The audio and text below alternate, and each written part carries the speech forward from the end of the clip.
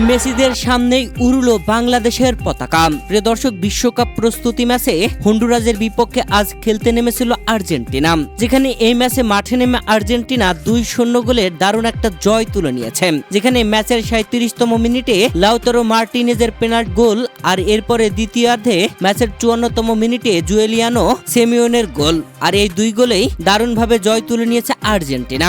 আর বিশ্বকাপের প্রস্তুতিতে হন্ডুরাসের বিপক্ষে দুর্দান্ত জয় দিয়েই বিশ্বকাপ মিশন শুরু করলো আর্জেন্টিনা। এই ম্যাচে মাঠে নামেননি মেসি, পুরোটা সময় ডাগআউটে বসেছিলেন। হন্ডুরাসের বিপক্ষে এই ম্যাচে তরুণ খেলোয়াড়দেরকে মাঠে নামিয়ে খেলিয়েছেন আর্জেন্টাইন মাস্টার মাইন্ড খ্যাত কোচ লিওনেল স্ক্যালোনি। হন্ডুরাসের বিপক্ষে আর্জেন্টিনার জয়ে বাংলাদেশের ফুটবল প্রেমীরা যেমন খুশি হয়েছে, তার থেকে বেশি খুশি হয়েছে মেসিদের সামনে বাংলাদেশের পতাকা ওরা দেখে। প্রিয় দর্শক, আজ হন্ডুরাসের বিপক্ষে ম্যাচে যখন মেসিরা মাঠে নামেন, তখন পাশেই গ্যালারিতে এক ভক্ত উড়াচ্ছিলেন বাংলাদেশের পতাকা।